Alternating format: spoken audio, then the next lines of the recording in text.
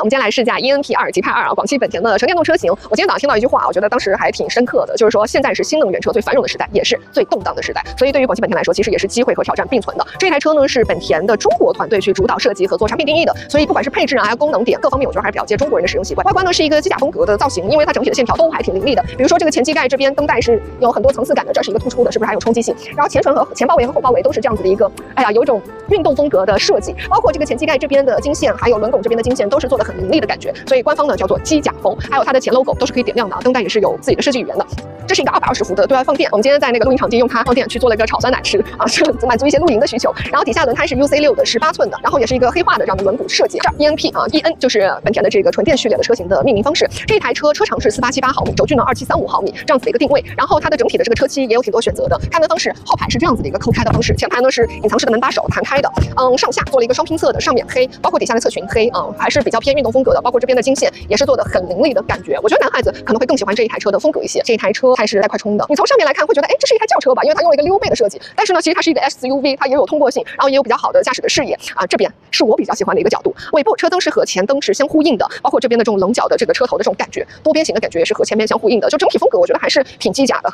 来到这儿，我们看一下后备箱的空间，还有这个后面的这个。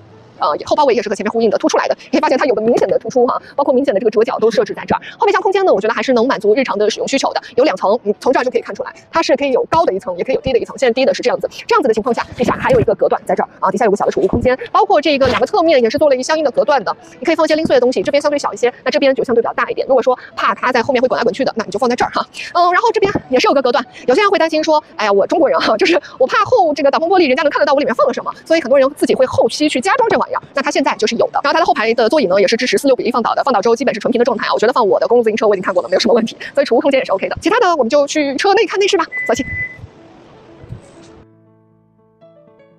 内饰我觉得这一次整体的配置算是比较顶的了，这个是异形的方向盘，上下是一个扁平化的，底下呢就防止打到你的腿，然后上面呢为了有个好的驾驶视野，也是为了有个好的驾驶视野，它这边做了一个狭长的这样的扁平的仪表，显示的信息我觉得是足够清晰的，而且比较丰富，配合这个 HUD， 那整体这样的感觉就非常好了。HUD 呈现的信息也都还 OK， 整体你可以发现它是一个包围式的感觉，这一条白色的是一直延伸过来的，而且不光如此啊，它这一次座椅呢是有座椅的通风加热，包括还有一个辐射热，在这儿你可以看到我按了这个之后啊，它其实就是白色的这一块，包括我底下这一块，然后副驾的这儿还有门板上都有一个热的加热的感觉。第一个呢是为了降低能耗，第二个呢也是为了制暖效果更好一点，因为电动车他们可能考虑的维度会不一样，包括方向盘加热在这儿也都是有的。这个车机先说不好的点吧，不好的点就是我觉得这上面，这个黑边是有点大了，但是呢，你看你会发现，其实底下这2边都还好，这边大是因为它里面融合了2个摄像头，隐藏式的，不仔细看还看不出来。然后这个车机整体的这个页面，我觉得还是挺酷的，底下呢就专门就是控制空调，包括加热、座椅的一些东西，上面呢是一些小程序，你也可以自己去定义，比如说在这儿你可以所有应用去添加，去加上你比如说我想把氛围灯加进来 ，OK， 你看氛围灯就加进来了。其实你可以说它是。和国产车比呢，会稍微差了一点，但是我觉得和合资车比，这个车机已经算还 OK 了的。然后底下呢，这是一个无线充电面板，这儿有2个灯，你可以看到有没有充 C 口的接口。比较神奇的是，它这个是可以缩回去的，缩回去以后这儿还可以放一些零碎的东西。1排是贯通的，这个设计是不是还挺少见的？之前极氪 X 上有。那其实它也是为了说，第一个你感觉好像车内的空间更加充裕一点，第二个呢，如果说你在像北京那种小胡同，这边我门打不开，我可以从右边的车门出去，这也是另外一种方法。因为确实我有时候遇到打不开的情况，我只能跨越过去啊，没有那么好看。然后来到这一块哈，挂档是挂在这儿的，驾驶模式在这调整，然后手刹这些在这儿保留了实体的按键，中央扶手在这一块啊，一个浅浅的储物格，不是特别大，但是呢，你日常零碎的东西放也是 OK 的。包括这儿还有一个点起啊，可以满足一些供电的需求。这个座椅不是特别的软，但是呢，我觉得整体的包裹性还不错。上面呢是一个流媒体的后视镜，显示也还清晰。然后这有个摄像头，这个摄像头它有一些不一样的功能。第一个呢是感受你的手势啊，比如说我比个耶，你看啊，它这车机上就有了耶，然后就开始拍照。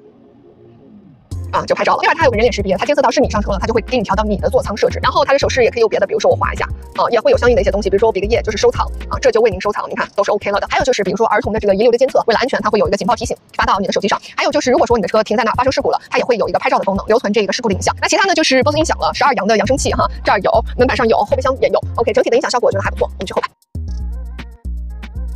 来到后排你会觉得，好像没有我们习惯的这个国产的电动车大屏幕，它没有设置上面这儿是做了一个掏空，因为它是一个溜背的造型，所以它这儿给头部空间让了一些位置。我觉得我邀请的个头部空间还有1拳半，然后腿部空间还有这些，包括纯平的地台，空间表现还不错。还有就是这儿你看还有2个 C 口的接口，没有独立的空调控制区，靠背呢有5.5度2档可调，很明显在这儿手动调的。然后你看我现在这个是前面一档，这是后面一档，有这样的一个差啊。另外呢就是这上面车灯是触控的，本田车一直都这样，上面有一个小的天窗是可以打开的，这还挺满足一些传统的燃油车爱好者他们的需求的，因为现在很多的新势力的纯电它是打不开这个天窗的，不知道你们对这个有没有需求啊？不过它这个遮阳帘是一个手动调节的，在这儿手动的调节。那其他的我们就把车开上路吧，后排还有个座椅加热呢。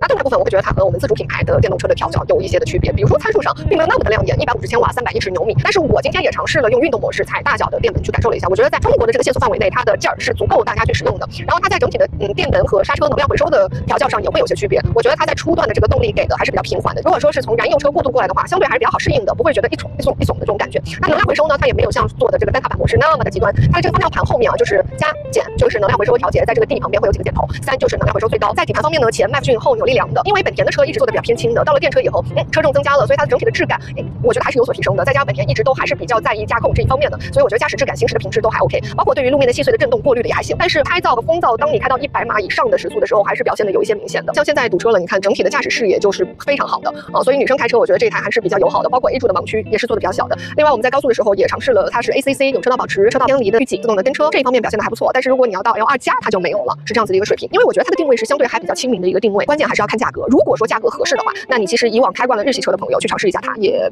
未尝不可吧。就这样，拜拜。